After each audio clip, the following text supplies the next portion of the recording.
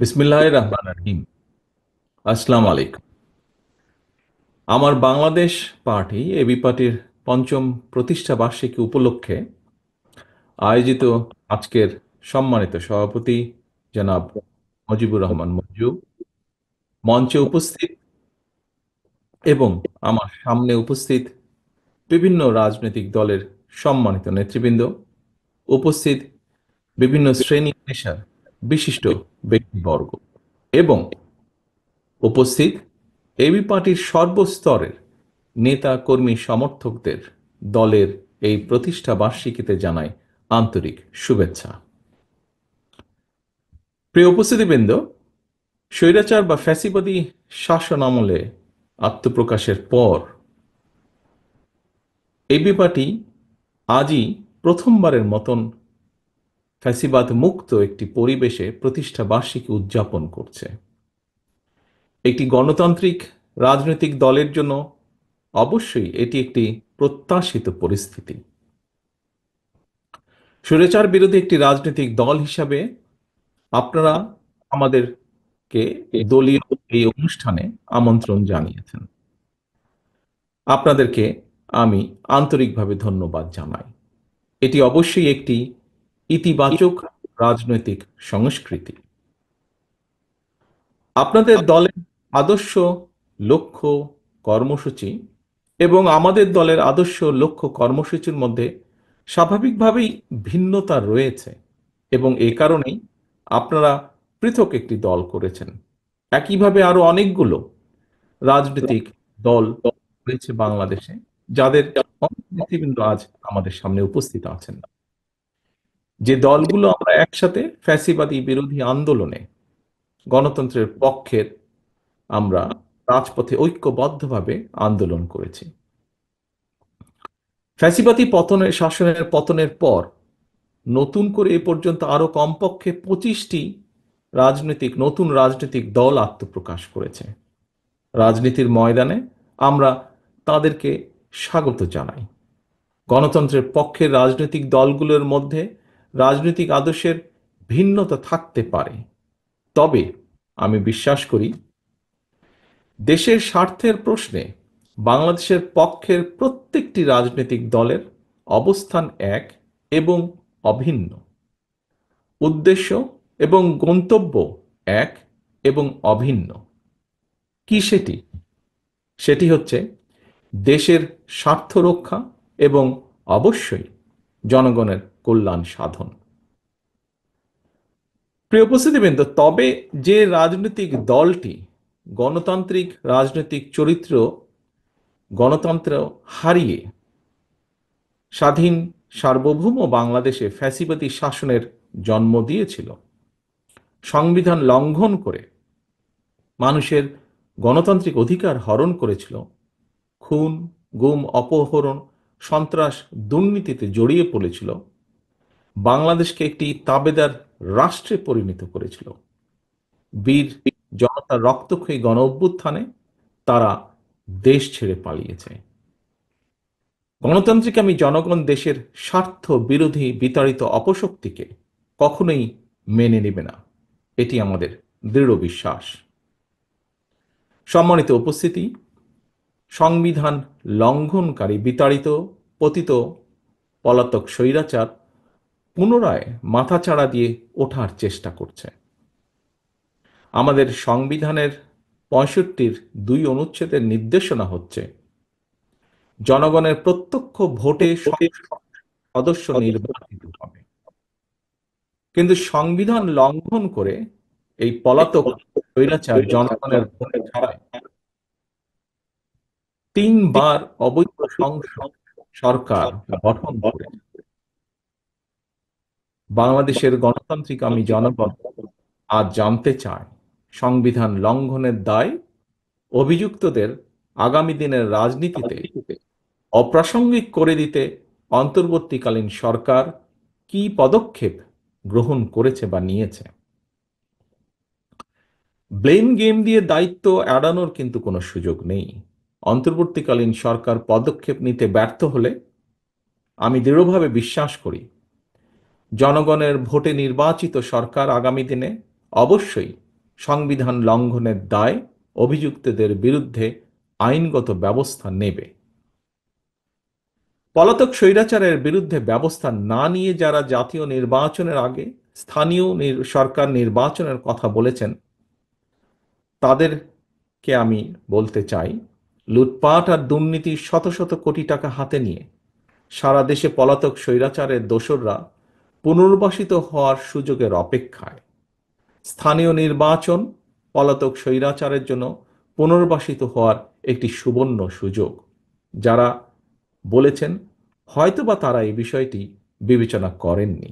আমি অনুরোধ করব বিষয়টিকে এইভাবে বিবেচনা করার জন্য। প্রিয় রাজনৈতিক সহকর্মীবৃন্দ, উপস্থিত প্রিয় ভাই বোনেরা, আমাদের দলীয় আদর্শ ভিন্ন হলেও আমাদের উদ্দেশ্য যেহেতু দেশের স্বার্থ রক্ষা এবং জনগণের কল্যাণ সাধন, সেই বাস্তবতায় একজন রাজনৈতিক সহকর্মী হিসাবে আমার কিছু উপলব্ধি সংক্ষিপ্তভাবে আপনাদের সঙ্গে আমি শেয়ার করতে চাই, বা আপনাদের সামনে আজকের এই সুন্দর মুহূর্তে আমি আপনাদের সামনে উপস্থাপন করতে চাই। প্রিয় সহকর্মীবৃন্দ, লাখো প্রাণের বিনিময়ে 1971-এর স্বাধীন বাংলাদেশ, 75-এর 7ই নভেম্বরের আধিপত্য বিরোধী তাবেদার মুক্ত বাংলাদেশ, 90-এর স্বৈরাচার বিরোধী বাংলাদেশ এবং 2024-এর ফ্যাসিবাদ বিরোধী বাংলাদেশ। বাংলাদেশের ইতিহাসের এমন প্রতিটি বাঁকে মানুষ কেন অকাতরে জীবন দিয়েছিলেন, কি ছিল এই শহীদদের স্বপ্ন, তারা কেমন বাংলাদেশ চেয়েছিলেন, একজন রাজনৈতিক কর্মী হিসাবে এসব প্রশ্নের জবাব খোঁজার জন্য 54 বছর সময় খুব বোধহয় কম সময় নয়। এই জন্যই আমি মনে করি শুধুমাত্র শহীদদের আত্মত্যাগকে শ্রদ্ধার সঙ্গে স্মরণের মধ্য দিয়েই রাজনৈতিক কর্মী বা নেতা হিসাবে আমাদের দায়িত্ব বোধহয় শেষ হয়ে যায় না। শহীদদের স্বপ্নের বাংলাদেশ প্রতিষ্ঠার মাধ্যমেই কেবল আমরা তাদের সুমহান আত্মত্যাগের প্রতিদান দেওয়ার চেষ্টা আমরা করতে পারি। প্রিয় রাজনৈতিক সহকর্মী এবং ভাই বোনেরা, বাংলাদেশের 54 বছরের ইতিহাসের সবচেয়ে দুটি গুরুত্বপূর্ণ অর্জন যদি আমরা এভাবে দেখি: 1, 1971 সাল ছিল বাংলাদেশের স্বাধীনতা অর্জনের। 2, 2024 সাল ছিল দেশ এবং জনগণের স্বাধীনতা রক্ষার। বাংলাদেশ নামক এই জাতি রাষ্ট্রের স্বাধীনতা প্রিয় হাজারো লাখো শহীদের রক্তে লেখা স্মারকে 71 আর 24-এর রাজনৈতিক বার্তাটি হল, দিল্লির তাবেদার হওয়ার জন্য বাংলাদেশ 1971 সালে পিণ্ডি ত্যাগ করে নাই। 1975 সালের 7ই নভেম্বরের দেশের সিপাহী জনতাও এই বার্তাটি দিয়েছিল। গণতন্ত্রকামী জনগণের স্বাধীনতার বার্তা উপেক্ষা করে পতিত পলাতক স্বৈরাচার দীর্ঘ 1.5 দশক স্বাধীন বাংলাদেশকে তাবেদার রাষ্ট্রে পরিণত করেছিল।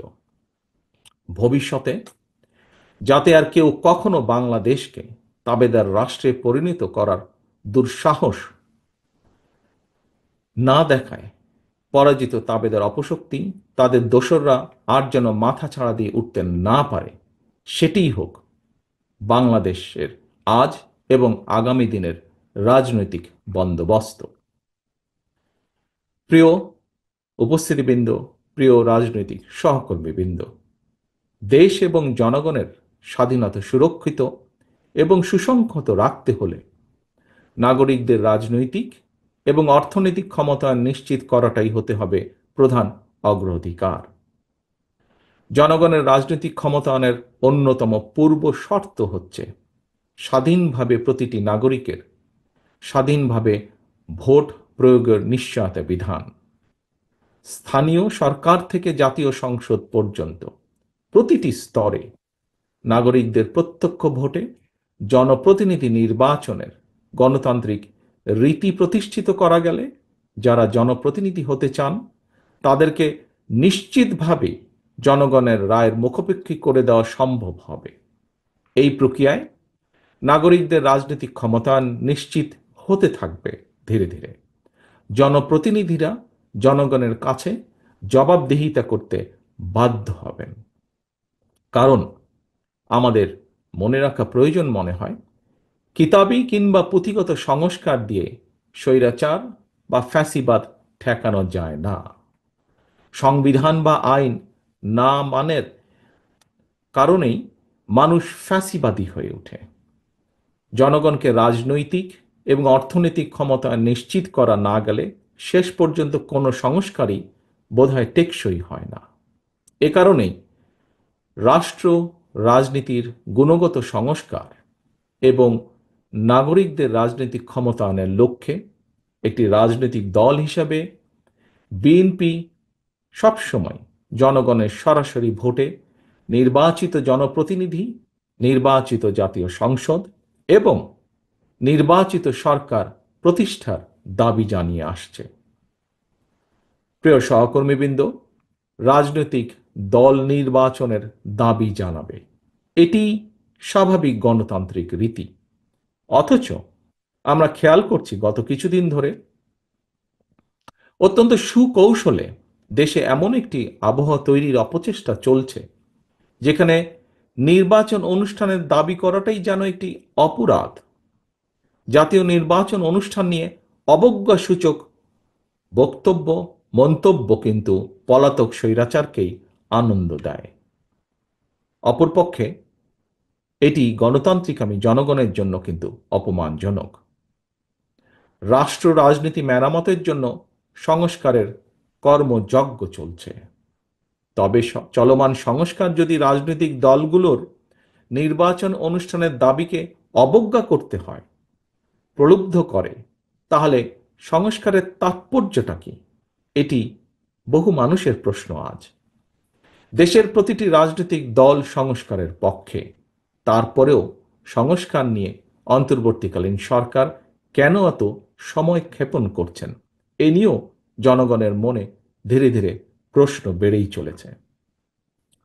উপস্থিত প্রিয় রাজনৈতিক সহকর্মীবৃন্দ, প্রিয় ভাই ও বোনেরা, রাজনৈতিক দলগুলোকে অবজ্ঞা এবং জনগণের রায়কে অবহেলা করে বিরাজনীতিকরণকে উৎসাহিত করা হলে সেটি শেষ পর্যন্ত গণতন্ত্রকেই ঝুঁকির মধ্যে কিন্তু ফেলে দেবে। অন্তর্বর্তীকালীন সরকারের প্রতি আবারও আজ এই অনুষ্ঠানের মাধ্যমে আহ্বান জানিয়ে বলতে চাই, সুনির্দিষ্টভাবে জাতীয় নির্বাচনের রোডম্যাপ ঘোষণা করুন। রাজনৈতিক দলগুলোকে, প্রিয় সহকর্মীবৃন্দ, দয়া করে এই কথাটি শোনার জন্য আপনাদেরকে আমি অনুরোধ করব বিশেষভাবে, রাজনৈতিক দলগুলোকে জনগণের আদালতের মুখোমুখি করার উদ্যোগ গ্রহণ করতে হবে এবং এই উদ্যোগ গ্রহণ করতে হবে বর্তমান অন্তর্বর্তীকালীন সরকারকে। জনগণের ভোটের মাধ্যমে জনগণের কাছে জবাবদিহিমূলক সংসদ সরকার গঠিত হলে দেশের স্বাধীনতা, সার্বভৌমত্ব সুসংহত থাকবে। রাজনৈতিক চর্চার মাধ্যমে সরকার গঠন এবং পরিবর্তনে জনগণ এবং রাজনৈতিক দলগুলো অভ্যস্ত হয়ে উঠলে আমি একজন রাজনৈতিক কর্মী হিসাবে দৃঢ়ভাবে বিশ্বাস করি, বাংলাদেশকে আর কেউ তাবেদার রাষ্ট্রে পরিণত করে রাখতে সক্ষম হবে না, ইনশাআল্লাহ।